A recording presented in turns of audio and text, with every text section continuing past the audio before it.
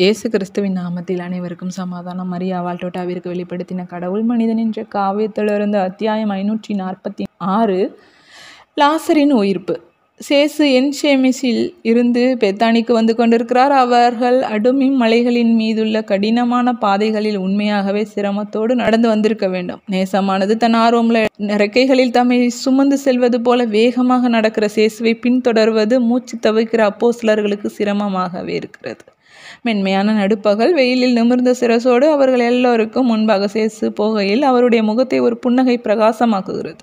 பெத்தானியின் முதல் வீடுகளுக்கு அருகில் அவர்கள் வந்து சேர்வதற்கு முன்பாக ஒரு காலியான பித்தளை குடத்தோடு கிராமத்துக்கு அருகிலுள்ள ஒரு நீர்ச்சுனைக்கு வெறுங்காலோடு போய் கொண்டிருக்கிற ஒரு சிறுவன் அவரை பார்த்துவிட்டு ஒரு சத்தம் கொடுக்கிறான்.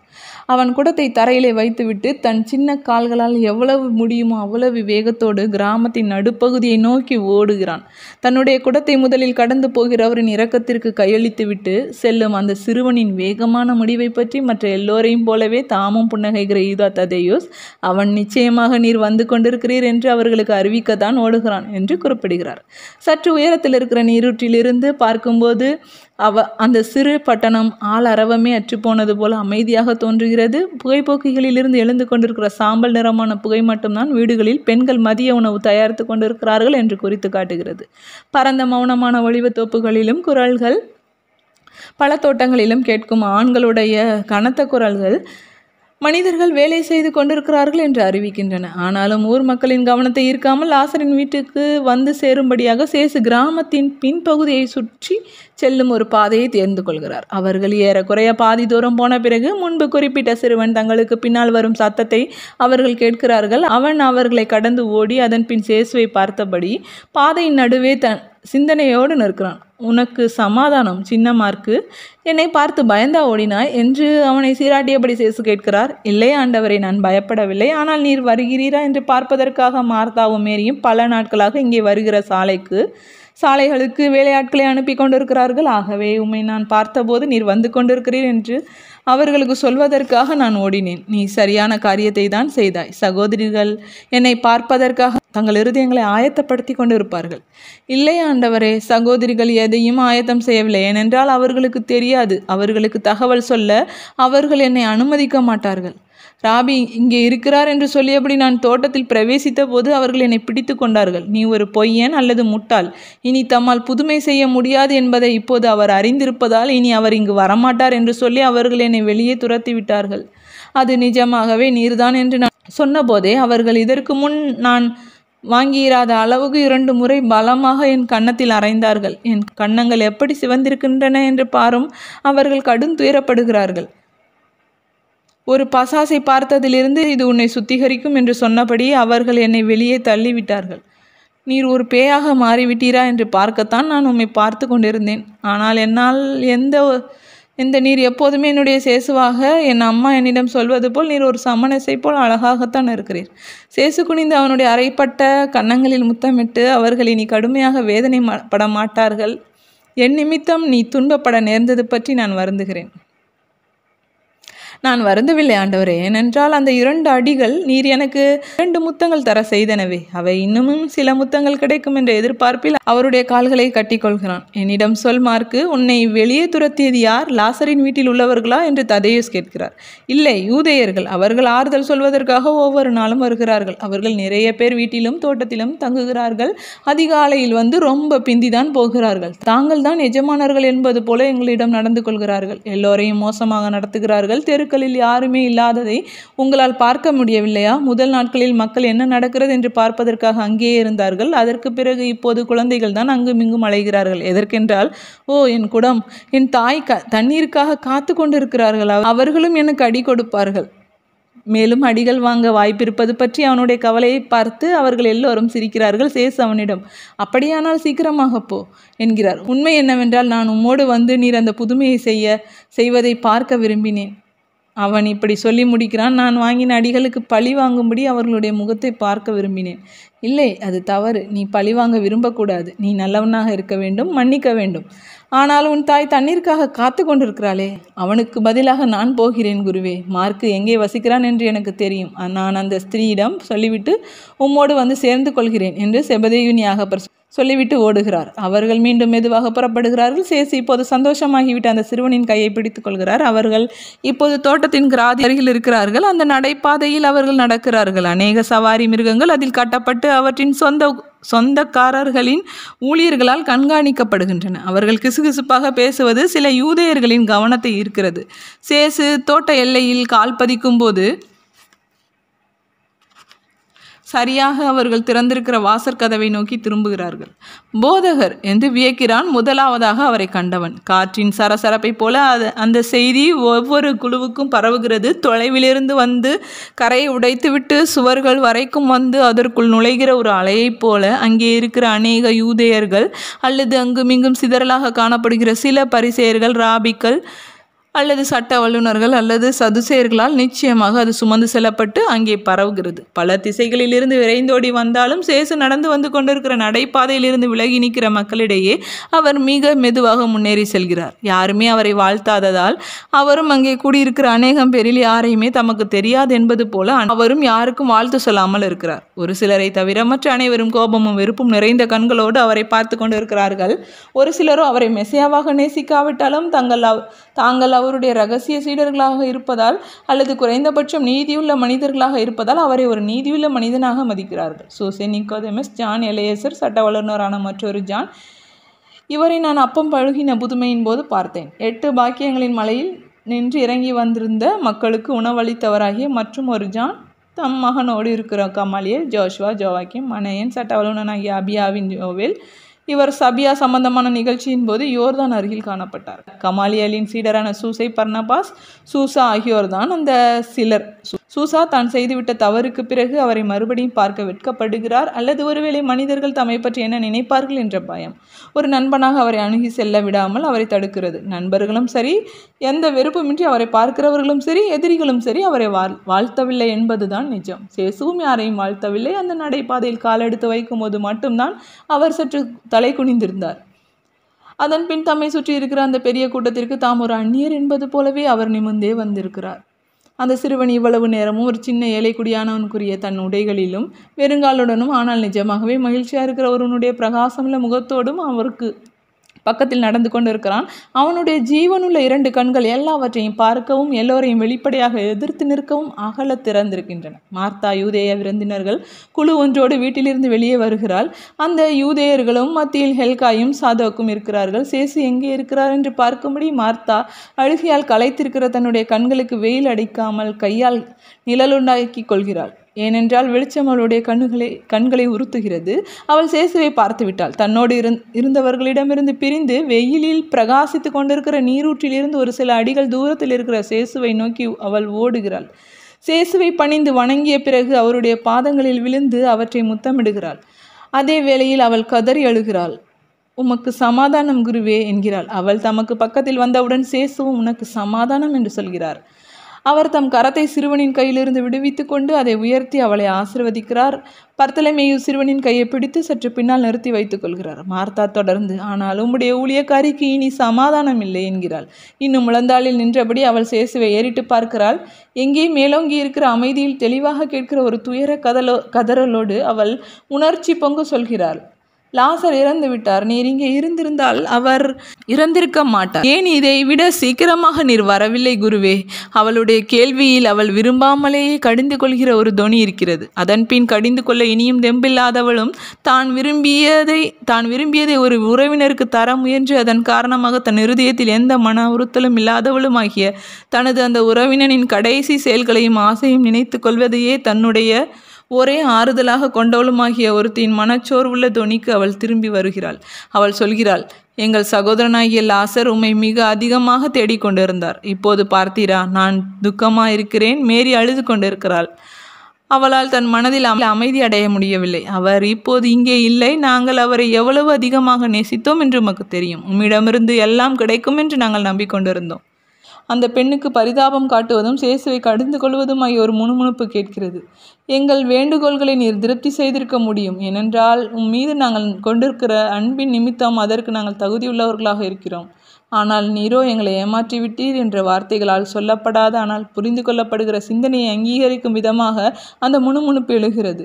அந்த மக்களின் ஒரு குழுவிலிருந்து மற்றொரு குழுவுக்கு கடந்து போகிறது. மக்கள் தங்கள் தலைகளை அசைக்கிறார்கள் அல்லது பரிகாசமான பார்வைகளை வீசுகிறார்கள். கூட்டத்தோடு கலந்திருக்கிற ஒரு சில இரகசியமான சீடர்கள் தான் சேசுவை தயவிறக்கத்தோடு பார்க்கிறார்கள். அவரோ வெளியேறியவராகவும் துயரமுள்ளவராகவும் தம்மிடம் பேசுகிற அந்த துக்கமுள்ள ஸ்திரீ பேசுவதற்கு செவி சாய்க்கிறார். கமாலியல் தம் கரங்களை மார்புக்கு குறுக்காக கட்டிக்கொண்டு மிக மெல்லிய கம்பளியால் ஆனதும் நீல குஞ்சங்களால் அலங்கரிக்கப்பட்டுள்ளதுமாகிய உடை அறிந்தவராக வெறுப்போ அன்போ இன்றி சேசுவை வெறித்து நோக்குகிறார். அவரிடமிருந்து சற்று தள்ளி ஓர் இளைஞர் கூட்டம் இருக்க அவர்களுக்கு மத்தியில் அவருடைய மகனும் இருக்கிறான். மார்த்தா தன் முகத்தை துடைத்துவிட்டு தொடர்ந்து பேசுகிறாள். ஆனால் இப்போதும் கூட நான் நம்புகிறேன். ஏனென்றால் நீர் கடவுளிடத்தில் கேட்கிறவைகள் எல்லாம் அவர் உமக்கு தந்தருள்வார் என்று நான் அறிந்திருக்கிறேன். ஒரு துயரமான வீரத்துவமுள்ள விசுவாச பிரகடனம். நடுங்கி அழுகிற குரலில் அது உச்சரிக்கப்படுகிறது. அவளுடைய கண்களில் ஆவல் நிரம்பி வழிகிறது. அவளுடைய இருதயமோ கடைசி நம்பிக்கையால் அதிகமாக துடிக்கிறது. உன் சகோதரன் மீண்டும் உயிர்த்தெழுவான். எழுந்திரு மார்த்தா. மார்த்தா எழுந்திருக்கிறாள். சேசுவின் முன்பாக மரியாதையோடு சற்று பணிந்து நிற்கிறாள். எனக்கு தெரியும் குருவே, கடைசி நாளன்று உயிர்ப்பின்போது அவர் உயிர்த்தெழுவார் என்று அவள் அவருக்கு பதில் சொல்கிறாள். உயிர்ப்பும் உயிரும் நானே. என்னை விசுவாசிக்கிறவன் மரித்தாலும் ஜீவிப்பான். என்னில் விசுவாசம் கொண்டு என்னில் ஜீவிக்கிறவன் ஒரு காலம் மரிப்பதில்லை. இதையெல்லாம் நீ விசுவசிக்கிறாயா? முதலில் சற்று தனிவான குரலில் மார்த்தாவிடம் மட்டும் பேசிக்கொண்டிருந்த சேசு தம்முடைய தேவ வல்லமையை பிரகடனம் செய்கிற இந்த வார்த்தைகளை சொல்லும்போது தம் குரலை உயர்த்துகிறார். அந்த குரலில் உத்தமமான இணக்கமுள்ள அதிர்வொலி அந்த பரந்த தோட்டத்தில் பொன்னாலான ஒரு எக்கால துணியைப் போல எதிரொலிக்கிறது. அங்கே கூடியிருக்கிற மக்கள் பயத்திற்கு ஒப்பான ஒரு உணர்ச்சியால் நடுங்குகிறார்கள். சிலர் தங்கள் தலைகளை ஆட்டியபடி பரிகசித்து சிரிக்கிறார்கள். சேசு தம் கரத்தை மார்த்தாளின் தோளில் வைப்பதன் மூலம் அவளுக்குள் மேலும் மேலும் அதிக பலமடைகிற ஒரு நம்பிக்கையை ஊற்ற விரும்புவதாக தோன்றுகிறார். அப்போது மார்த்தா தலை நிமிர்கிறாள். அவள் சேசுவை நோக்கி தன் தலையை உயர்த்தி தன் சோகமுள்ள கண்களால் கிறிஸ்துவின் பிரகாசமுள்ள கண்களை உற்று பார்க்கிறாள்.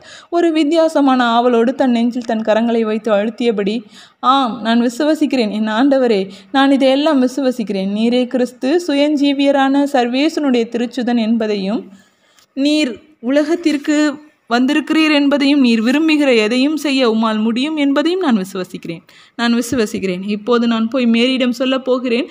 அவள் வேகமாக வீட்டுக்குள் சென்று மறைகிறாள்.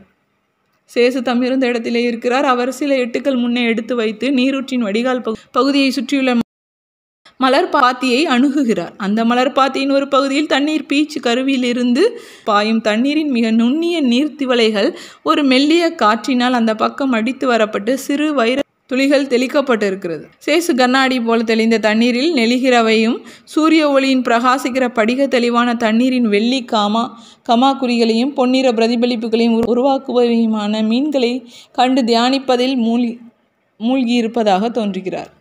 யூதேயர்கள் அவரை கவனித்து கொண்டிருக்கிறார்கள். அவர்கள் தங்களை அறியாமலேயே தெளிவான வேறுபாடுள்ள 2 குழுக்களாக பிரிந்திருக்கிறார்கள். ஒரு பக்கத்தில் சேசுவுக்கு முன்பாக அவருக்கு பகைமை காட்டுகிற எல்லோரும் இருக்கிறார்கள். இவர்கள் வழக்கமாக இனப்பிரிவினை மனப்பான்மையில் பிரிந்திருக்கிறவர்கள் தான். ஆனால் சேசுவை எதிர்ப்பதில் இப்போது இணக்கமாக இருக்கிறார்கள். அவருக்கு பக்கத்தில் செபதேவின் யாகப்பர் இப்போது வந்து சேர்ந்திருக்கிறார். செபதேவின் யாகப்பர் இப்போது வந்து சேர்ந்திருக்கிற அப்போஸ்தலர் குழுவுக்கு பின்னால் சூசையும் நிக்கோதேமுசும் சேசுவின் நல்ல நட்புள்ள மற்றவர்களும் இருக்கிறார்கள். இன்னும் தொலைவில் கமாலியல் இருக்கிறார். அவர் அதே இடத்திலும் அதே மனநிலையும் தான் இருக்கிறார். தன்னந்தனியாக இருக்கிறார். ஏனென்றால் அவருடைய மகனும் சீடர்களும் அவரிடமிருந்து பிரிந்து சேசுவுக்கு இன்னும் பக்கத்தில் இருக்கும்படியாக அந்த 2 முக்கிய குழுக்களோடு சேர்ந்திருக்கிறார்கள். மேரி ரபோனி என்று தனது வழக்கமான கூக்குரலோடு வீட்டை விட்டு வெளியே ஓடி வருகிறாள். அவளுடைய கரங்கள் சேசுவை நோக்கி நீட்டப்பட்டுள்ளன. அவள் அவருடைய பாதங்களில் விழுந்து ஆழமாக கேவி எழுதபடி அவற்றை முத்தம் செய்கிறாள். அவளோடு அந்த வீட்டில் இருந்தவர்களும் அவள் பின்னால் வந்தவர்களுமான பல யூதேயர்கள் அவளோடு சேர்ந்து சந்தேகத்திற்கிடமான நேர்மையோடு அழுகிறார்கள். மேக்சிமினஸும் மார்ஷலாவும் சாராவும் நவோமியும் எல்லா வேலைக்காரர்களும் கூட அவள் பின்னால் வந்திருக்கிறார்கள். அவர்களுடைய அழுகை புலம்பல் பலத்த சத்தமாகவும் உச்சஸ்தாதியிலும் இருக்கிறது. வீட்டில் யாருமே மீதமில்லை என்று நான் நினைக்கிறேன். மேரி இப்படி அழுவதை பார்த்த மார்த்தா அவளும் ஏராளமாக கண்ணீர் சிந்துகிறாள். உனக்கு சமாதானம் மேரி, எழுந்து நில், என்னை பார். விசுவாசம் இல்லாத ஒருத்தியை போல் ஏன் இப்படி அழுகிறாய்? சேசு அவளை நோக்கி குனிந்து மெதுவான குரலில் இந்த வார்த்தைகளை சொல்கிறார். அவருடைய கண்கள் மேரியின் கண்களை உற்று நோக்குகின்றன. அவள் சாய்வாக முழங்கால்களில் நின்று தன் கரங்களை கெஞ்சி மன்றாடும் விதமாக அவரை நோக்கி நீட்டுகிறாள். அவளால் பேச முடியவில்லை. அவளுடைய கேவுதல் அவ்வளவு ஆழமானதாக இருக்கிறது. சேசு அவளிடம், கடவுளின் மகிமையை காண்பதற்கு விசுவசிக்கக்கூடியது எதுவோ அதையும் தாண்டி நீ விசுவசிக்க வேண்டும் என்று நான் உனக்கு சொல்லவில்லையா? நீ இவ்வளவு மனச்சோர்வடையும் அளவுக்கு உன் குரு ஒருவேளை மாறிவிட்டாரா? ஆனால் மேரி இவ்வளவு அதிகமான கடும் வேதனைக்கு பிறகு மிதமிஞ்சிய ஒரு மகிழ்ச்சிக்கு அவளை தயாரிப்பதை நோக்கமாக கொண்ட அந்த வார்த்தைகளை அவள் கவனிக்கவில்லை. கடைசியில் ஒரு வழியாக தன்னால் பேச முடிந்ததும் அவள் கத்துகிறாள். ஓ ஆண்டவரே, நீர் ஏன் இதைவிட சீக்கிரமாக வரவில்லை? நீர் ஏன் எங்களிடமிருந்து விலகி போனீர்? லாசரு நோய்வாய்ப்பட்டிருப்பதை நீர் அறிந்திருந்தீர். நீர் இங்கே இருந்திருந்தால் என் சகோதரர் இறந்திருக்க மாட்டார். நீர் ஏன் வரவில்லை? நான் அவரை நேசித்தேன் என்பதை நான் இன்னமும் அவருக்கு நிரூபிக்க வேண்டியிருந்தது. அவர் வாழ்ந்திருக்க வேண்டும். நான் நேர்மையில் நிலையாயிருந்தேன் என்று அவருக்கு காட்ட வேண்டியிருந்தது. நான் என் சகோதரனை மிக அதிகமாக வேதனைப்படுத்தி இருந்தேன். இப்போது நான் அவரை மகிழ்ச்சிப்படுத்தி இருந்திருக்க முடியும் என்ற நிலையில் அவர் என்னிடமிருந்து எடுக்கப்பட்டு விட்டாரே. நீர் அவரை என்னோடு இருந்திருக்க விட்டிருக்கலாம். அவரை இவ்வளவு ஆழமாக துயரப்படுத்திய பிறகு அவருக்கு ஆறுதல் தரும் மகிழ்ச்சியை ஏழை மேரிக்கு நீர் தந்திருக்கலாம். ஓ சேசு, சேசு, என் குருவே, என் இரட்சகரே, என் நம்பிக்கையே.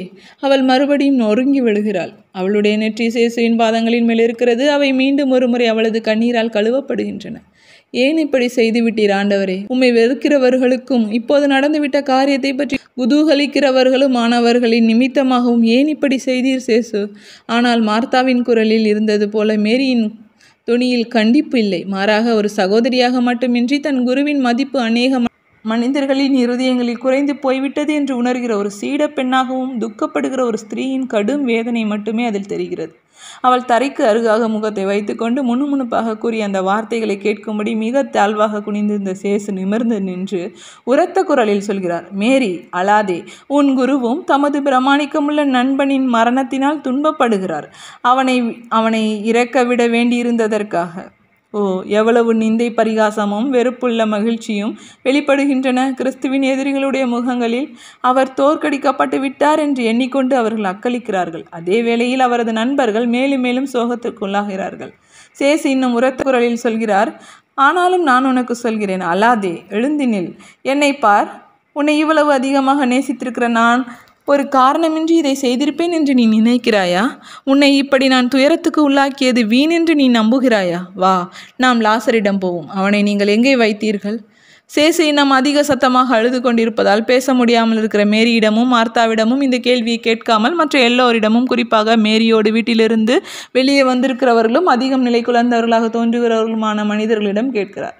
ஒருவேளை அவர்கள் அதிக வயதுள்ள உறவினர்களாக இருக்கலாம், எனக்கு தெரியவில்லை.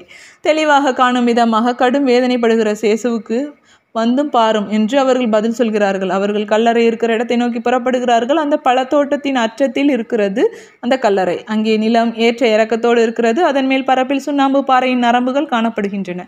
மேரி எழச்ச சொல்லி கட்டாயப்படுத்தி நிறைய அழுததால் கண்கள் திரையிடப்பட்டுள்ள அவளை இப்போது நடத்தி கொண்டு போகிற சேசுவுக்கு பக்கத்தில் இருக்கிற மார்த்தா அவருக்கு லாசர் இருக்கிற இடத்தை சுட்டி காட்டுகிறாள்.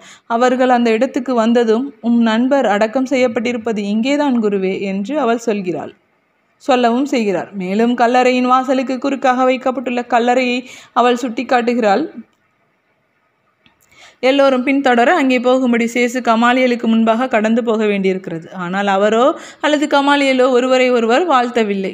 அதன் பின் கமாலியல் மற்றவர்களோடு சேர்ந்து அதிக பிடிவாதமுள்ள எல்லா பரிசேயர்களோடும் கல்லறையிலிருந்து ஒரு சில மீட்டர் தூரத்தில் நின்று கொள்ள சேசு 2 சகோதரிகளோடும் மேக்சிமினஸோடும் அநேகமாக உறவினர்களாக இருக்கக்கூடியவர்களோடும் கல்லறைக்கு மிக பக்கத்தில் போகிறார். அவர் கல்லறை மீது ஒரு கதவை போல வைக்கப்பட்டிருக்கிற ஒரு பாரமான கல்லை பார்க்கிறார். அது அவருக்கும் அவருடைய இறந்த நண்பனுக்கும் நடுவே ஒரு பாரமுள்ள தடையாக இருக்கிறது. அவர் அழுகிறார். சகோதரிகளுடையவும் நெருக்கமான நண்பர்கள் மற்றும் உறவினர்களுடையவும் அழுகை புலம்பல் இன்னும் கூடுகிறது. சேசு தம் கண்ணீரை துடைத்து கொண்ட பின் திடீரென அந்த கல்லை அப்புறப்படுத்துங்கள் என்று சத்தமாக சொல்கிறார். எல்லோரும் ஆச்சரியப்படுகிறார்கள். பெத்தானியை சேர்ந்த சில மனிதர்கள் தோட்டத்திற்குள் நுழைந்து விருந்தினர்களுக்கு பின்னால் வந்திருப்பதால் இப்போது இன்னும் பெரியதாகி இருக்கிற மக்கள் கூட்டத்தினுடைய ஒரு முணுமுணுப்பு ஒளி உண்டாகிறது. சில பரிசேயர் தங்கள் நெற்றிகளை தொட்டு இவனுக்கு பைத்தியம் என்று அர்த்தம் கொள்ளும் விதமாக தங்கள் தலைகளை ஆட்டுகிறார்கள். யாருமே அந்த கட்டளையை நிறைவேற்றவில்லை. அனைவரிலும் அதிக பிரமாணிக்கம் உள்ளவர்களும் கூட தயங்குகிறார்கள். அப்படி செய்வது அவர்களுக்கு அருவருப்பாக தோன்றுகிறது. சேசு இன்னும் உரத்த குரலில் மறுபடியும் உத்தரவிடுகிறார். அவருடைய உத்தரவு இன்னமும் அதிகமாக மக்களை அதிசயிக்க பண்ணுகிறது.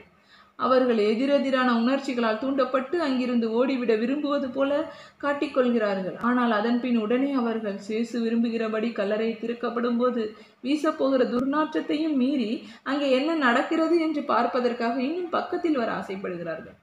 குருவே, அதற்கு வாய்ப்பே இல்லை என்கிறாள் மார்த்தாள். தான் பேச எழும்படி தன் கண்ணீரை கட்டுப்படுத்த போராடியபடி, அவரை அங்கே வைத்து 4 நாட்கள் ஆயிற்று. என்ன நோயினால் அவர் இறந்தார் என்பது உமக்கு தெரியுமே. அவருக்கு சிகிச்சை செய்ய எங்கள் அன்பினால் மட்டுமே சாத்தியமானது. இந்நேரம் அவர் வாசனை களிம்புகளையும் மீறி நிச்சயமாக நாற்றம் அடிப்பார். நீர் எதை பார்க்க விரும்புகிறீர்? அவருடைய அழுகலையா? அதற்கு சாத்தியமில்லை. தசை அழுகலின் அசுத்தத்தின் காரணமாகவும் கூட. மேலும் நீ விசுவசித்தால் கடவுளின் மகிமையை காண்பாய் என்று நான் உனக்கு சொல்லவில்லையா? அந்த கல்லை அப்புறப்படுத்துங்கள், நான் அதை விரும்புகிறேன். தேவசித்தத்தின் கூக்குரல் ஓ என்ற ஒளி எல்லா வாய்களாலும் உச்சரிக்கப்படுகிறது. முகங்கள் வெளிரி போகின்றன. சிலர் ஏதோ மரணத்தின் பனிக்குளிர்ச்சியுள்ள காற்று அங்குள்ள அனைவர் மீதும் வீசியது போல நடுங்குகிறார்கள்.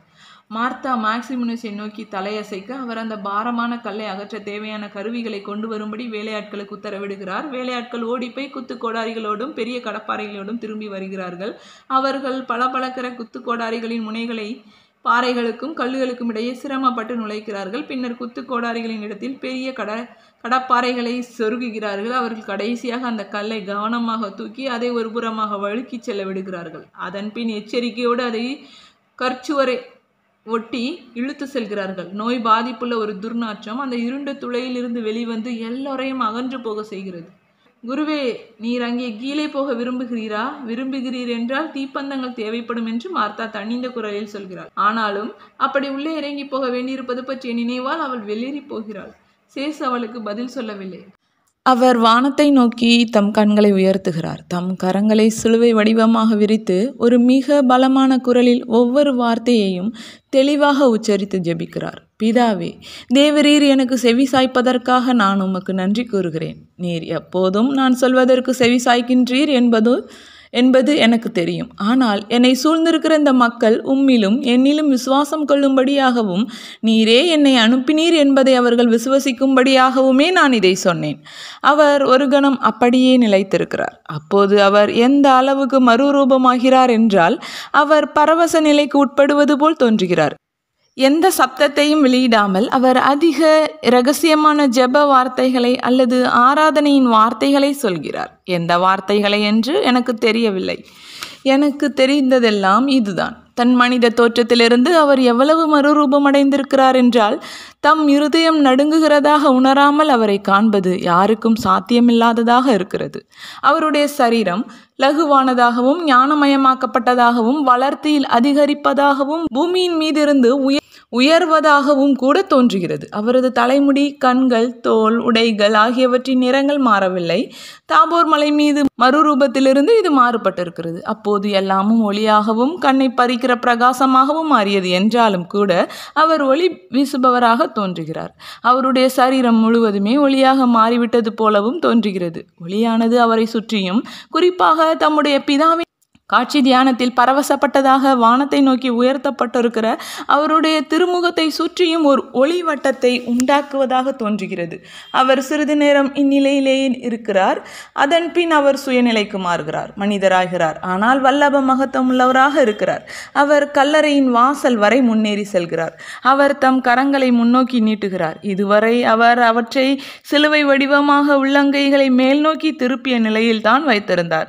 இப்போது தம் கரங்கள் ஏற்கனவே அந்த குழியின் உட்புறம் இருக்கும்படியாக அவர் தம் உள்ளங்கைகளை கீழ் நோக்கி திருப்பியிருக்கிறார். அவற்றின் வெண்ணிறம் அந்த குழியின் இருட்டில் பளிச்சென தெரிகிறது. அவருடைய நீலமணிக்கண்கள் சுடர் வீசுகின்றன. அவற்றின் ஒளிச்சுடர் அந்த மௌனமான இருட்டில் இன்று ஒரு புதுமை நிகழ்வதை யாராலும் தடுக்க முடியாது என்று முன்னறிவிக்கிறது. அவர் பலம் பொருந்திய ஒரு குரலில் ஏரியின் மீது காற்று தணிந்து போகும்படி கட்டளையிட்ட போது இருந்ததை விட அதிக சப்தமான ஒரு கூக்குரலோடு, இதுவரை எந்த ஒரு புதுமையிலும் நான் ஒருபோதும் கேட்டிராத ஒரு குரலில் அவர் உரத்த சப்தமாக லாசரே வெளியே வா என்று கட்டளையிடுகிறார். அவருடைய குரல் அந்த கல்லறை குகையால் எதிரொலிக்கப்படுகிறது. அதிலிருந்து வெளியே வந்து அது தோட்டம் முழுவதன் மீதும் பரவுகிறது. பெத்தானியின் நிலத்தின் மேடு பள்ளங்களால் மீண்டும் எதிரொலிக்கப்படுகிறது. அது வயல்களுக்கு அப்பால் உள்ள முதல் குன்றுகள் வரையிலும் பிரயாணித்து விட்டு திரும்பி வந்து தவறவே முடியாத ஒரு உத்தரவை போல மீண்டும் மீண்டும் எதிரொலித்து அடங்குகிறது. எண்ணற்ற திசைகளிலிருந்து வா வா வா என்ற சத்தத்தை நிச்சயமாக கேட்க முடிகிறது. எல்லோரும் உணர்ச்சி வசத்தால் சிலிர்த்து போகிறார்கள். வினோத பிரியம் ஒவ்வொருவரையும் அவனவன் இடத்திலேயே ஆணி அடித்தது போல் நிறுத்தியிருக்க அவர்களுடைய முகங்கள் வெளிருகின்றன, கண்கள் அகல திறக்கின்றன. அதே வேளையில் வாய்கள் ஏற்கனவே தங்கள் உதடுகளின் மீது இருக்கிற ஆச்சரிய கூச்சல்களோடு அவர்களையுமே அறியாமல் மூடுகின்றன. சற்று பின்னாலும் ஒரு பக்கமாகவும் இருக்கிற மார்த்தா சேசுவை பார்த்தபடி வசியம் செய்யப்பட்டவளைப் போல இருக்கிறாள். தன் குருவிடமிருந்து ஒருபோதும் அகலாதிருக்கிற மேரி கல்லறையின் முகப்பில் முழங்காலில் விழுகிறாள். அதீதமாக துடிக்கிற தன் இருதயத்தை கட்டுப்படுத்தும்படி அவள் ஒரு கையை தன் நெஞ்சின் மீது வைத்திருக்கிறாள். மற்றொரு கையால் தன்னையும் அறியாமல் சேசுவின் மேற்போர்வையின் ஓரத்தை பிடித்தபடி நடுங்குகிறாள். அவள் அந்த மேற்போர்வையை பிடித்திருக்கிற கையால் அது லேசாக அசைக்கப்படுவதால் அவள் நடுங்குவதை உணர முடிகிறது. கல்லறையின் ஆழ்ந்த அச்சத்திலிருந்து வெள்ளையாக ஏதோ ஒன்று வெளிப்படுவது போல் தோன்றுகிறது. முதலில் அது ஒரு குறுகிய புறவளைவு கோடாக மட்டுமே இருக்கிறது. அதன் பின் அது நீள்வட்டமாக மாறுகிறது. அதன் பின் அகன்றதும் நீண்டதுமான கோடுகள் தென்படுகின்றன. மரித்த சரீரம் தன் கட்டுகளில் சுற்றப்பட்டதாக மெதுவாக முன்னே வந்து அதிகம் காணப்படக்கூடியதாகவும் அதிக மர்மமானதாகவும் அதிக அச்சம் தருவதாகவும் ஆகிறது. அது முன்னே வர வர சேசு யாரும் உணராத விதமாக ஆனால் தொடர்ந்து பின்னோக்கி நகர்கிறார். இதனால் இருவருக்கும் இடையே உள்ள தூரம் அப்படியே மாறாமல் இருக்கிறது. மேரி மேற்போர்வையின் ஓரத்தை விட்டுவிட வேண்டியிருக்கிறது. ஆனால் அவள் தான் இருந்த இடத்திலிருந்து அசையாதிருக்கிறாள். மகிழ்ச்சியும் உணர்ச்சி வேகமும் எல்லாமும் சேர்ந்து அவள் இருக்கிற இடத்திலேயே அவளை ஆணி அடித்து நிறுத்தியுள்ளன. என்ன நடக்கப் போகிறதோ என்ற இனம் புரியாத ஆவலில் முன்பு மூடிய உதடுகளால் இப்போது ஓ என்ற ஒளி மேலும் மேலும் அதிக தெளிவாக உச்சரிக்கப்படுகிறது. தெளிவாக பிரித்தறிய முடியாத ஒரு முணுமுணுப்பிலிருந்து அது ஒரு குரலாகவும், குரலிலிருந்து அது ஒரு பலமான கூச்சலாகவும் மாறுகிறது.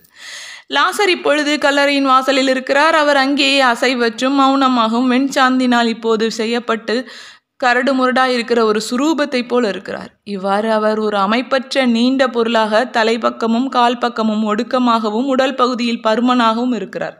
மரணத்தைப் போலவே இரக்கமும் கனிவுமற்ற ஒரு பொருளைப் போல இருக்கிறார். கல்லறையின் இருண்ட பின்புலத்துக்கு முன் வெண்ணிற கட்டு துணிகளில் அவர் ஆவி போல தோன்றுகிறார். சூரிய ஒளி அவர் மீது படுவதால் அந்த கட்டுகளில் இருந்து அழுகலான பொருள் ஏற்கனவே அங்கும் இங்கும் சொட்டி கொண்டிருப்பதை காண முடிகிறது. சேசு உரத்த சப்தமாக கட்டளையிடுகிறார். அவனை கட்டவிழ்த்து போக விடுங்கள். அவனுக்கு உடைகளும் உணவும் கொடுங்கள். குருவே என்கிறாள் மார்த்தா. அவள் இன்னும் அதிகமாக பேச விரும்பி இருக்கக்கூடும். ஆனால் சேசு அவளை உற்று நோக்கி தம்முடைய பிரகாசமுள்ள கண்களால் அவளை பேச விடாமல் அடக்குகிறார். இங்கே இப்போதே ஒரு ஆடையை கொண்டு வாருங்கள். எல்லா மக்களுக்கும் முன்பாக அவனை உடுத்துங்கள். அவன் சாப்பிட ஏதாவது கொடுங்கள் என்று அவர் சொல்கிறார். அவர் கட்டளையிடுகிறார். தமக்கு பின்னாலும் தம்மை சுற்றியும் இருக்கிறவர்களை பார்க்க அவர் திரும்பவே இல்லை. லாசரையும் அழுகலுள்ள கட்டு துணிகளால் எல்லோருக்கும் ஏற்பட்டுள்ள அருவருப்பையும் பொருட்படுத்தாது தன்னுடைய உயிர்த்த சகோதரனை பக்கத்தில் இருக்கிற மேரியையும் தன் இருதயம் வெடிப்பதாக உணர்பவளைப் போல மூச்சிறைத்து கொண்டிருப்பவளும் சந்தோஷ மிகுதியால் கத்துவதா அல்லது அழுவதா என்று தெரியாமல் இருப்பவளும் ஆகிய மார்த்தாவையும் மட்டுமே அவர் பார்க்கிறார். வேலையாட்கள் உத்தரவுகளை நிறைவேற்ற விரைகிறார்கள். நவோமி தான் முதலாவதாக ஓடி போய் தன் கரத்தில் மடித்து வைத்த உடைகளோடு திரும்பி வருகிறாள். சிலர் தங்கள் அங்கிகளின் கைப்பகுதிகளை சுருட்டி விட்டு கொண்டு சொட்டுகிற அழுகலை தொட்டு விடாதபடி தங்கள் உடைகளை மடக்கி சுருக்கி விட்டுக்கொண்டு கட்டுகளை அவிழ்க்கிறார்கள். மார்ஷெல்லாவும் சாராவும் வாசனை திரவங்கள் உள்ள இரட்டை பிடிச்சாடிகளோடு வருகிறார்கள். அவர்களுக்கு பின்னால் வேலையாட்கள் வட்டல்களையும் ஆவி பறக்கிற சூடான தண்ணீர் உள்ள குவளைகளையும் அல்லது பால், திராட்சை ரசம், பழங்கள், தேன், அப்பங்கள் ஆகியவையுள்ள தட்டங்களையும் தூக்கி கொண்டு வருகிறார்கள். கட்டு துணிகள் நீளமாகவும் ஒடுக்கமாகவும் இருக்கின்றன. அவை லீனன் துணிகள் என்று நினைக்கிறேன். அவற்றின் இரு ஓரத்திலும் திண்மையான விளிம்புகள் உள்ள இவை இந்த நோக்கத்திற்காகவே நெய்யப்பட்டவை என்பது வெளிப்படையாக தெரிகிறது. அவை ஒரு சுழல் வட்டிலிருந்து கலன்று வருகிற நாடா சுருள்களைப் போல லாசரின் உடலில் இருந்து கலன்று தரை மீது குவியலாக விழுகின்றன. அவை உடல் மீது பூசப்பட்ட களிம்புகளாலும் சீலாலும் கனத்திருக்கின்றன. வேலையாட்கள் சிறு குச்சிகளை கொண்டு அவற்றை ஒரு பக்கமாக நகர்த்துகிறார்கள். அவர்கள் தலையிலிருந்து தான் கட்டுகளை பிரிக்க தொடங்கி இருக்கிறார்கள். ஆனால் அங்கேயும் கூட நிச்சயமாக மூக்கிலிருந்தும் காதுகளிலிருந்தும் வாயிலிருந்தும் ஒழுகுகிற அழுகிய தசை இருக்கிறது. முகத்தின் மேல் வைக்கப்பட்ட துகில் அழுகலான பொருளால் நனைந்துள்ளது. லாசர் முகம் மிகவும் வெளுத்தும் ஒடுங்கியும் இருக்கிறது. அவருடைய கண்கள் 2 கண்குழிகளின் மீது வைக்கப்பட்டுள்ள நறுமண சாந்தினால் மூடப்பட்டுள்ளன. அவருடைய தலைமுடியும் மெல்லிய குறுந்தாடியும் ஒன்றாக ஒட்டி கொண்டுள்ளன. லாசரின் முகம் இந்த நறுமண சாந்தினால் கரையாகியுள்ளது. அவர் முன்னும் பின்னுமாக முழுவதும் மூடியிருந்த நீள்துகள் பல நாட்களாக அந்த உடலை சுற்றியிருந்த கட்டுத்துணிகள் அகற்றப்பட தான் சில நாட்களாக சுற்றியிருந்த உடலில் இருந்து விடுபட்டு கீழே விழுகிறது. இதனால் அந்த கட்டுத்துணிகள் முன்பு உருவாக்கி இருந்த ஒரு மிகப்பெரிய மூட்டை புழுக்கூடு போன்ற ஒரு உருவம் மாறி மனித உருவம் வெளிப்படுகிறது. எலும்புந்தோளுமாக இருக்கிற தோள்களும் மெலிந்து மிகவும் வெளுத்தும் ஒடுங்கியும் இருக்கிற கைகளும் தோளால் மட்டுமே மூடப்பட்டுள்ள விழாவெலும்புகளும் குளிந்த வயிறும் மெதுவாக வெளி தோன்றத் தொடங்குகின்றன. கட்டு துணிகள் கீழே விழ சகோதரிகளும் மேக்சிமினோஸும் வேலையாட்களும் முதல் படிவாயிருக்கிற அழுகளையும் களிம்புகளையும் அகற்றுவதில் மும்முரமாயிருக்கிறார்கள். அவர்கள் தோல் சுத்தமானதாக தோன்றும் வரை வாசனை திரவியங்களால் சுத்திகரிப்பு பொருளாக மாற்றப்பட்டுள்ள தண்ணீரை மாற்றிக்கொண்டே இருக்கிறார்கள். அவர்கள் லாசரின் முகத்தை மூடியிருந்தவைகளை அகற்றி அவரால் பார்க்க முடிகிற போது அவர் தம் சகோதரிகளை பார்ப்பதற்கு முன் சேசுவை நோக்கி தம் பார்வையை திருப்புகிறார். அவர் ஞாபக மறதி உள்ளவரை போல தோன்றுகிறார். தமது உதடுகளில் ஒரு நேச புன்னகையோடும் ஆழமாக குழி விழுந்து போன தம் கண்களில் அவர் லாசரின் முகத்தை மூடியிருந்தவைகளை அகற்றி அவரால் பார்க்க முடிகிற போது அவர் தம் சகோதரிகளை பார்ப்பதற்கு முன் சேசுவை நோக்கி தம் பார்வையை திருப்புகிறார். அவர் ஞாபக மறதி உள்ளவரை போல் தோன்றுகிறார். தமது உதடுகளில் ஒரு நேச புன்னகையோடும் ஆழமாக குழி விழுந்து போன தம் கண்களில் பளபளக்கிற கண்ணீரோடும் தம் சேசுவை அவர் பார்க்கையில் என்ன நடந்து கொண்டு இருக்கிறது என்பதன் மீது அவர் கவனம் செலுத்தவே இல்லை. சேசுவும் அவரை நோக்கி புன்னகைக்கிறார். அவருடைய கண்கள் கண்ணீரால் பளபளக்கின்றன. எதுவும் பேசாமல் அவர் லாசரின் பார்வையை வானத்தை நோக்கி திசை திருப்புகிறார். லாசர் புரிந்து கொள்கிறார். மௌன ஜபத்தில் அவர் தம் உதடுகளை அசைக்கிறார். அவர் ஏதோ சொல்ல விரும்புகிறார், ஆனால் குரல் இன்னும் வரவில்லை என்று மார்த்தா நினைக்கிறாள். நீர் என்னிடம் என்ன சொல்கிறீர் என் லாசரே என்று அவள் கேட்கிறாள். ஒன்றுமில்லை மார்த்தா, நான் மகா உன்னதருக்கு நன்றி சொல்லி கொண்டிருந்தேன். அவருடைய உச்சரிப்பு திடமாகவும் அவருடைய குரல் உரத்த சப்தமாகவும் இருக்கிறது. மக்கள் கூட்டம் மறுபடியும் பிரமிப்பினால் ஓ என்று சத்தம் எழுப்புகிறது. அவர் இப்போது விடுவிக்கப்பட்டு விட்டார், முழுவதும் சுத்தம் செய்யப்பட்டு விட்டார். இப்போது அவருக்கு ஒரு குறு அங்கி அணிவிக்க அவர்களால் முடிகிறது. அது ஒரு விதமான குறுஞ்சட்டை. அது அவருடைய இடுப்புக்கு கீழ் வரை எட்டுகிறது. அது அவர் தொடைகளின் மீது விழுகிறது. அவர்கள் அவரை உட்கார வைத்து அவருடைய கால்களின் கட்டுகளை அவிழ்த்து கால்களை கழுவுகிறார்கள். கால்கள் வெளி தோன்றியதும் மார்த்தாவும் மேரியும் கால்களையும் கட்டு துணிகளையும் சுட்டி காட்டியபடி பலமாக சப்தம் போடுகிறார்கள்.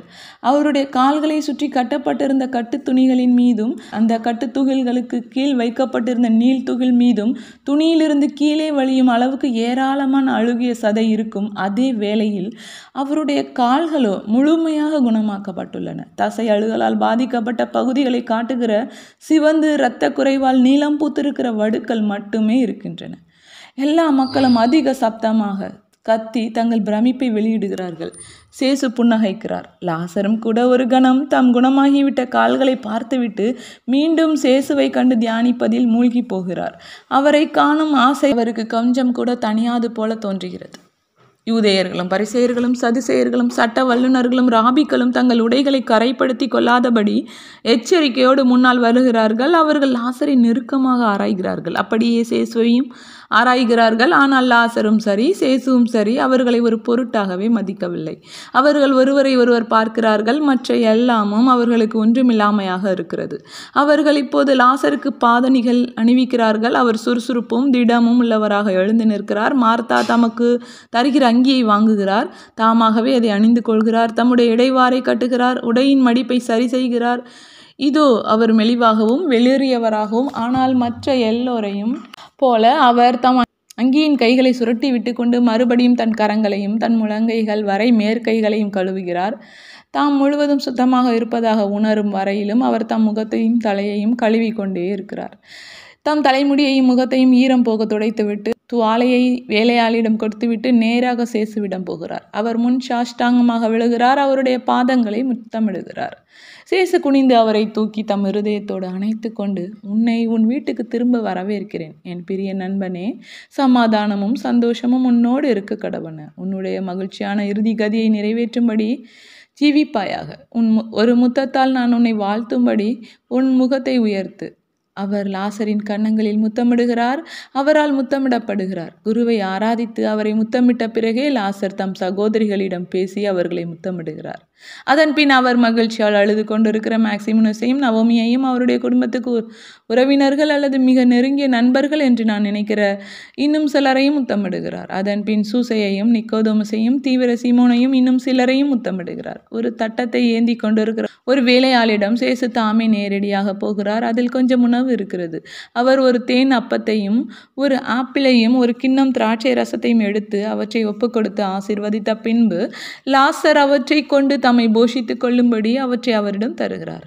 லாசரும் நல்ல சௌக்கியமாயிருக்கிற ஒருவனுடைய ஆரோக்கியமுள்ள பசியோடு அவற்றை உண்கிறார். மேலும் ஒரு ஓ என்னும் ஆச்சரிய ஒளி கூட்டத்தால் வெளியிடப்படுகிறது. சேசு லாசரை தவிர வேறு யாரையும் பார்ப்பதாக தெரியவில்லை. ஆனால் உண்மையில் அவர் எல்லாரையும் கவனித்துக் கொண்டுதான் இருக்கிறார். சாதோக், ஹெல்காய், அனனியா, ஃபெலிக்ஸ், டோராஸ், கொர்னெலியுஸ் இன்னும் மற்றவர்கள் எப்பேற்பட்ட கடும் கோபத்தை காட்டும் சைகைகளோடு வெளியே போக எத்தனிக்கிறார்கள் என்பதை அவர் காணும்போது அவர் உரத்த குரலில், ஒரு நிமிடம் பொறும் சாதோக், நான் உம்மோடு ஒரு வார்த்தை பேச விரும்புகிறேன், உம்மோடும் உம் நண்பர்களோடும் என்கிறார். அவர்கள் குற்றவாளிகளின் தீய பார்வையோடு நிற்கிறார்கள். அருமத்தியா ஊர் சூசை பயந்து விட்டவரைப் போல ஒரு சமிக்ஞை செய்கிறார். சேசுவை தடுத்து நிறுத்தும்படி அவர் தீவிர சீமோனிடம் கெஞ்சுகிறார். ஆனால் சேசு ஏற்கனவே அந்த தனியாத வெறுப்புள்ள கூட்டத்தினரை நோக்கி போய் ஏற்கனவே உரத்த சத்தமாக, சாதோக், நீர் பார்த்தது உமக்கு போதுமானதாக இருக்கிறதா? ஒரு நாள் நீர் என்னிடம் விசுவசிப்பதற்கு ஒரு அழுகி போன உடல் உயிர்ப்பிக்கப்படுவதையும் நல்ல ஆரோக்கியமுள்ளதாக மீண்டும் ஆக்கப்படுவதையும் காண்பது உமக்கும் உம்முடைய சங்க உறுப்பினர்களுக்கும் அவசியம் என்று நீர் என்னிடம் சொன்னீர். நீர் பார்த்த அந்த அழுகல் உமக்கு திருப்திதானா? லாசர் இறந்திருந்தான். இப்போது பல வருடங்களாக தான் ஒருபோதும் இருந்திராத அளவுக்கு உயிரோடும் ஆரோக்கியத்தோடும் இருக்கிறான்.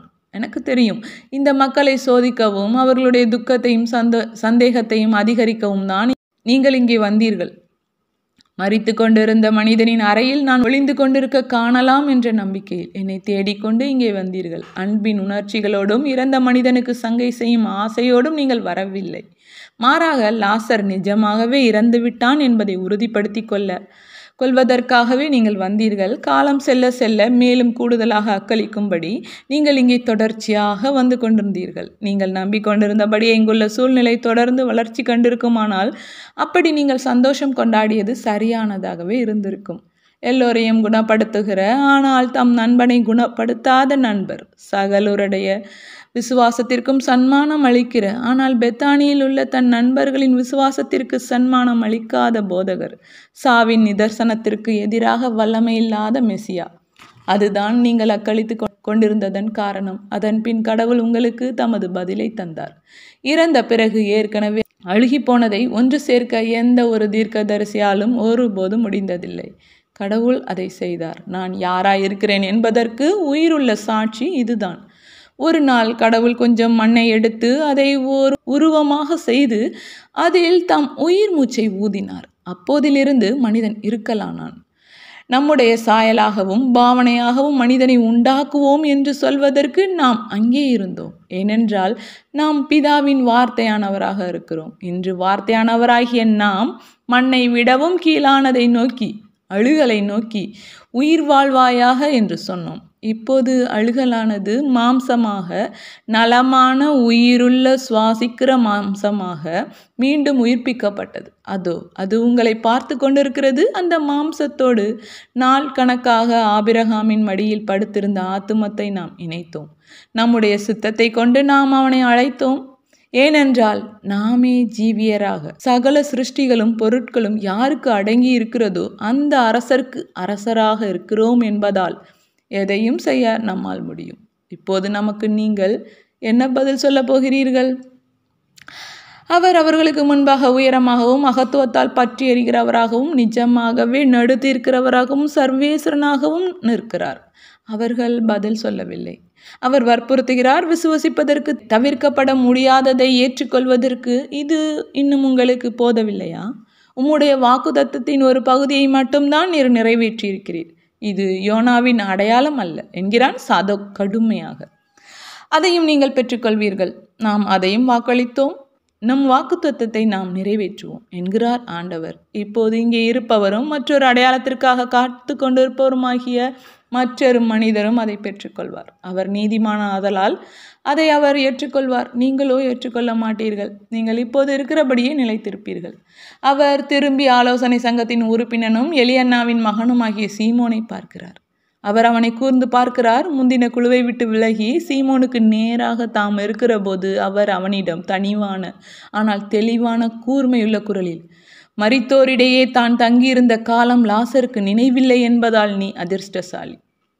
உன் தகப்பனுக்கு நீ என்ன செய்து விட்டாய், ஓ காயினே என்று கேட்கிறார். சீமோன் பயந்து அலறியபடி ஓடுகிறான். அந்த அலறலை அவன் நீ சபிக்கப்படுவாயாக நசரேயனே என்ற ஒரு சாபத்தின் ஊளையாக மாற்றுகிறான்.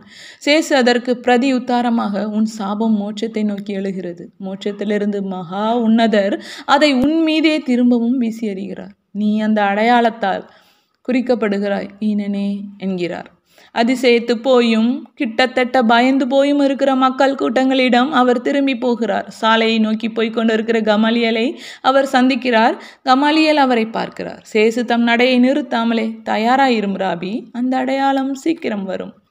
நான் ஒருபோதும் பொய் சொல்வதில்லை என்கிறார். தோட்டம் மெதுவாக காலியாகிறது. யூதேயர்கள் வாயடைத்து போகிறார்கள். ஆனால் அவர்களில் பெரும்பாலானவர்கள் கடுஞ்சினத்தால் கொதித்து கொண்டிருக்கிறார்கள். பார்வைகள் ஒருவனை சாம்பலாக்க முடிந்திருக்கும் என்றால் சேசு நீண்ட நேரத்திற்கு முன்பாகவே சாம்பலாக்கப்பட்டிருப்பார். அங்கிருந்து போகும்போது அவர்கள் தங்களுக்குள் பேசி விவாதிக்கிறார்கள். தங்கள் தோல்வியால் எந்த அளவுக்கு அவர்கள் நிலை குலைந்திருக்கிறார்கள் என்றால், நட்பின் வெளிவேடமான தோற்றத்தின் கீழ் தாங்கள் இங்கே இருந்ததன் நோக்கத்தை மறைக்க முடியாதவர்களாக அவர்கள் இருக்கிறார்கள். லாசரிடமோ அல்லது சகோதரிகளிடமோ விடை பெற்று கொள்ளாமலே அவர்கள் அங்கிருந்து போகிறார்கள். சிலர் இந்த புதுமையின் மூலமாக ஆண்டவரால் வெற்றி கொள்ளப்பட்டிருப்பதால் அவர்கள் அங்கேயே இருக்கிறார்கள். அவர்களிடையே ஜோசப் பர்னபாசும் இருக்கிறார். அவர் சேசுவின் முன்பாக முழந்தாளில் விழுந்து அவரை ஆராதிக்கிறார். மற்றொருவர் சட்ட வல்லுநனான அபியாவின் யோவேல் ஆவார். அவரும் புறப்படுவதற்கு முன்பாக அவ்வாறே செய்கிறார். அங்கே எனக்கு தெரியாத மற்றவர்களும் இருக்கிறார்கள், ஆனால் அவர்கள் செல்வாக்கு உள்ளவர்களாக இருக்க வேண்டும். இதற்கிடையே லாசர் தமக்கு நெருக்கமானவர்கள் புடைசூழ வீட்டிற்குள் போயிருக்கிறார். சூசையும் நிக்கோதோமஸும் மற்ற நல்ல நண்பர்களும் சேசுவை வாழ்த்திவிட்டு அங்கிருந்து போகிறார்கள். மார்த்தாவோடும் மேரியோடும் தங்கு இருந்த யூதேயர்கள் தாழ்ந்து பணிந்துவிட்டு புறப்பட்டு போகிறார்கள். வேலையாட்கள் வாசற் கதவை சாத்துகிறார்கள். வீடு மீண்டும் சமாதான அமெரிக்கையுள்ளதாகிறது. சேசு சுற்றுமுற்றும் பார்க்கிறார். அவர் கல்லறையை நோக்கிய தோட்டத்தின் அற்றத்தில் ஒரு புகையையும் தீச்சுவாலைகளையும் காண்கிறார். தன்னந்தனியாக ஒரு பாதையின் மத்தியில் நின்று கொண்டு சேசு சொல்கிறார், நெருப்பினால் அழிக்கப்பட்டு கொண்டிருக்கிற அழுகல், சாவின் அழுகல். ஆனால் அந்த இருதயங்களின் கேட்டை அழித்துவிட எந்த நெருப்பாலும் முடியாது. நரகத்தின் நெருப்பாலும் கூட. அது நித்தியத்திற்கும் நிலைத்திருக்கும். எவ்வளவு பயங்கரம்! சாவை விடவும் மோசமானது, அழுகல் நோயை விடவும் மோசமானது. மேலும் ஆனால் கெட்டுப்போக இவ்வளவு அதிகமாக நீ விரும்புவாய் என்றால், ஓ மனுக்குலமே, உன்னை யார்தான் ரட்சிப்பார்? நீ கெட்டு போயிருக்க விரும்புகிறாய். நான் ஒரு வார்த்தையை கொண்டு ஒரு மனிதனை அவனுடைய கல்லறையிலிருந்து பிரித்தெடுக்கிறேன். ஆனால் பெருந்திரளான வார்த்தைகளையும் எண்ணிலடங்காத துயரங்களையும் கொண்டும் கூட மனிதர்களை, கோடிக்கணக்கான மனிதர்களை பாவத்திலிருந்து பிரித்தெடுக்க முடியாதவனாக நான் இருப்பேன். அவர் கீழே அமர்ந்து மனச்சோர்வோடு தன் கரங்களால் தன் முகத்தை மூடிக்கொள்கிறார். கடந்து போகிற ஒரு ஊழியன் அவரை பார்க்கிறான்.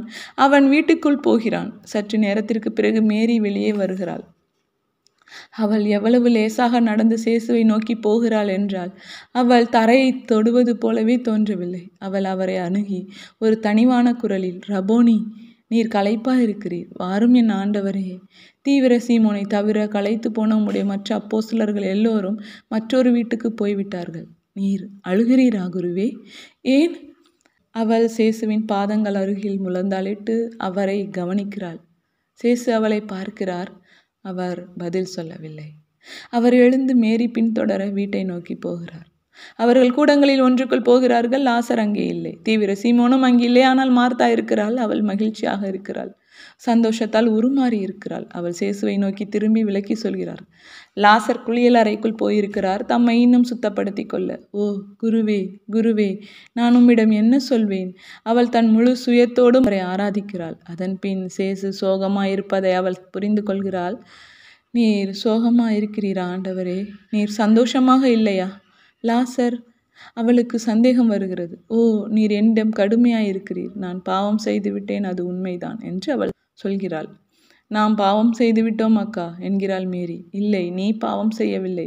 ஓ குருவே, மேரி பாவம் செய்யவில்லை. மேரி கீழ்ப்படிந்தாள். நான் மட்டுமே கீழ்ப்படியாமல் இருந்தேன். நான் உமக்கு ஆள் அனுப்பினேன். ஏனென்றால் நீர் ஆண்டவராகிய மெசியா அல்ல என்ற அவர்களுடைய ஜாடை பேச்சுகள் அதற்கு மேலும் என்னால் தாங்கிக் கொள்ள முடியவில்லை. அந்த எல்லா துன்பத்தையும் அதற்கு மேலும் சகித்து கொள்ள என்னால் முடியவில்லை. லாசர் உம்மை இங்கே கொண்டிருக்க மிகவும் ஆவலாக இருந்தார். அவர் உம்மை மிக அதிகமாக அழைத்தார். என்னை மன்னித்துவிடும் சேசு.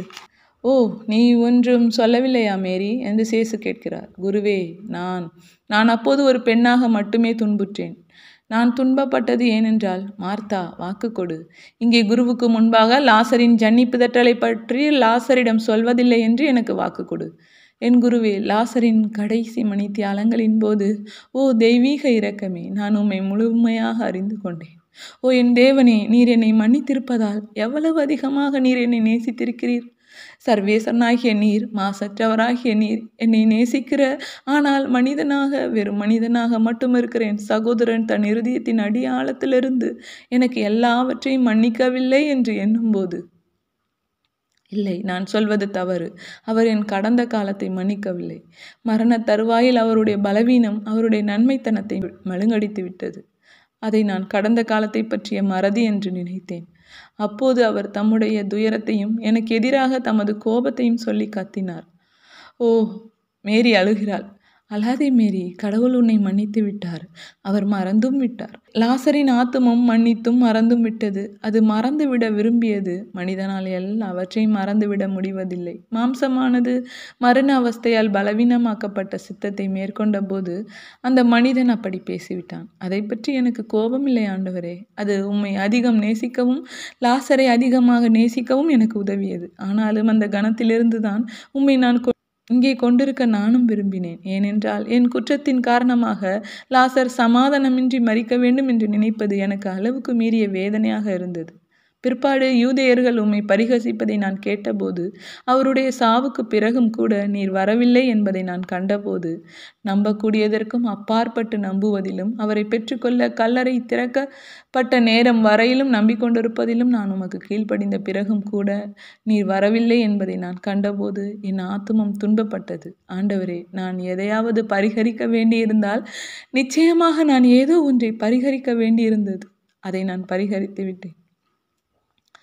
பரிதாபமான மேரி, உன் இருதயத்தை நான் அறிவேன். அந்த புதுமைக்கு நீ தகுதியுள்ளவளாயிருந்தாய். நம்புவதிலும் விசுவசிப்பதிலும் அது உன்னை உறுதிப்படுத்தட்டும்.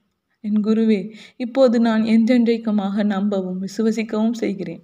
நான் மறுபடியும் ஒருபோதும் சந்தேகப்பட மாட்டேன் ஆண்டவரே. நான் விசுவாசத்தினால் ஜீவிப்பேன். விசுவசிக்க முடியாததையும் விசுவசிக்க நீர் எனக்கு உதவி செய்திருக்கிறீர். உன் விஷயம் என்ன மார்த்தா? நீ கற்றுக்கொண்டு விட்டாயா? இல்லை, இன்னும் இல்லை. நீ என் மார்த்தாவாக இருக்கிறாய். ஆனாலும் நீ இன்னும் என்னை உத்தமமான விதத்தில் ஆராதிப்பவளாக இல்லை. நீ ஏன் தியானம் என்று செயல்படுகிறாய்? தியானிப்பது அதிக பரிசுத்தமானது. பார்த்தாயா, உலக காரியங்கள் மட்டில் அளவுக்கு மிஞ்சிய சார்புள்ளதாக இருக்கிற உன்னுடைய பலம் சில சமயங்களில் தீர்வில்லாதவையாக தோன்றுகிற உலக காரியங்களுக்கு தன்னை விட்டு கொடுத்து விட்டது. உண்மையில் உலக காரியங்களில் கடவுள் தலையிடாத வரையில் அவற்றிற்கு தீர்வு எதுவும் இல்லைதான். அதனால் தான் மனித சிருஷ்டிகள் விசுவசிக்கவும் கண்டு தியானிக்கவும் தங்களுடைய முழு சுயத்தின் உச்சபட்ச சக்தியை கொண்டும் சிந்தனை, ஆத்துமம், மாம்சம், இரத்தம் ஆகியவற்றை கொண்டும் நான் திரும்பவும் சொல்கிறேன், மனிதனுடைய முழு பலத்தோடு நேசிக்கவும் வேண்டும். நீ பலமுள்ளவளாக இருக்க வேண்டும் என்று நான் விரும்புகிறேன். மார்த்தா, நீ உத்தமமானவளாக இருக்க வேண்டும் என்று நான் விரும்புகிறேன். நீ முழுமையாகவும் விசுவசிக்கவும் நம்பவும் இல்லை என்பதால் தான் நீ கீழ்ப்படியவில்லை. நீ முழுமையாக நேசிக்கவில்லை என்பதால் நீ விசுவசிக்கவும் நம்பவும் இல்லை.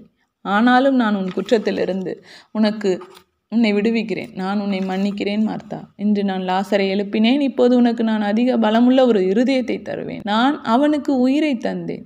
உனக்குள்ளே உத்தமமாய் சிநேகிக்கவும் விசுவசிக்கவும் நம்பவும் தேவையான பலத்தை ஊற்றுவேன். கடந்த நாட்களில் உன்னை நோகச் செய்தவர்களை மன்னித்துவிடு.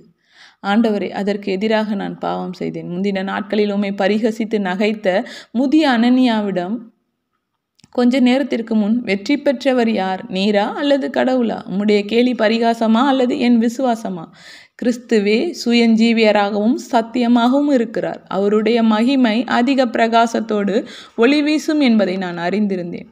நீரோ முதியவரே, நித்திய மரணம் என்றால் என்னவென்பதை அறிந்து கொள்ள விரும்பவில்லை என்றால் உமக்கென்று ஒரு ஆத்துமத்தை உருவாக்கி கொள்ளும் என்று சொன்னேன். நீ உண்மையை பேசினாய். ஆனாலும் தீயவர்களோடு போட்டியிடாதே மேரி. அவர்களை மன்னித்து விடு. என்னை கண்டு பாவிக்க நீ விரும்பினால் மன்னிப்பாயாக. இதோ லாசர் அவனுடைய குரலை என்னால் கேட்க முடிகிறது. லாசர் உண்மையாகவே உள்ளே வருகிறார். அவர் புதிய ஆடைகளை அணிந்திருக்கிறார். சுத்தமாக முகச்சவரம் செய்திருக்கிறார். அவருடைய தலைமுடி நன்கு திருத்தப்பட்டிருக்கிறது. வாசனை திரவியம் பூசியிருக்கிறார். மேக்சிமினஸும் தீவிரரும் அவரோடு இருக்கிறார்கள். குருவே, லாசர் சேசுவை ஆராதித்தபடி மீண்டும் ஒரு முறை முழந்தால் எடுக்கிறார். சேசு அவர் சிரசின் மீது ஒரு கரத்தை வைத்து புன்னகைத்தபடி, பரிசோதனை முடிந்துவிட்டது சிநேகிதனே, உனக்கும் உன் சகோதரிகளுக்கும் சந்தோஷமாயிரு. இப்போது ஆண்டவருக்கு ஊழியம் செய்வதில் பலமுள்ளவனாயிரு. கடந்த காலத்தை பற்றி உனக்கு எது நினைவிருக்கிறது என் நண்பனே? அதாவது உன் கடைசி மணித்தாளங்களை குறித்து நான் கேட்கிறேன்.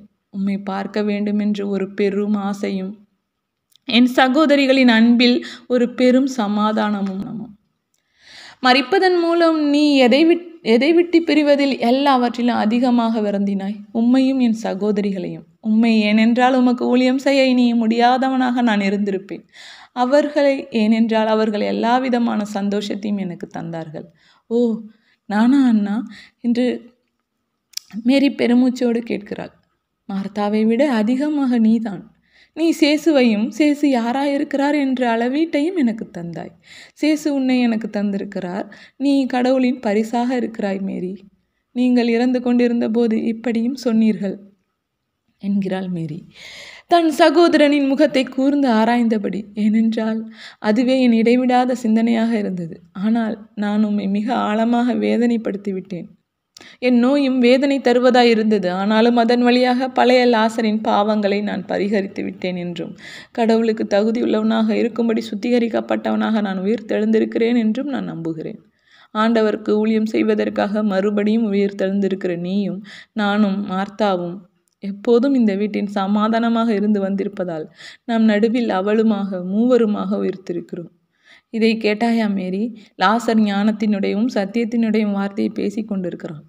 நான் இப்போது புறப்படுகிறேன். உங்களை உங்கள் மகிழ்ச்சியில் விட்டு செல்கிறேன். வேண்டாம் ஆண்டவரே, எங்களோடு இன்னும் இங்கே தங்கும். பெத்தானியில் என் வீட்டில் தங்கும். இது அழகானதாக இருக்கும். நான் தங்குவேன். நீ அனுபவித்த துன்பத்திற்கு ஈடு செய்ய நான் விரும்புகிறேன். மார்த்தா, சோகமாயிராதே. என்னை துயரப்படுத்தி விட்டதாக மார்த்தா நினைக்கிறாள். ஆனால் என் துயரத்திற்கு காரணம் நீ அல்ல. மாறாக ரட்சிக்கப்பட விரும்பாதவர்கள் தான். அவர்கள் அதிகமாக வெறுக்கிறார்கள். அவர்களுடைய இருதயங்கள் நஞ்சிடப்பட்டுள்ளன. நல்லது, நாம் மன்னிப்போம் ஆண்டவரே என்கிறார் லாசர் தமது மென்மையான புன்னகையோடு. அந்த வார்த்தையோடு இதெல்லாம் முடிகிறது. காட்சி முடிகிறது. ஆமீன்.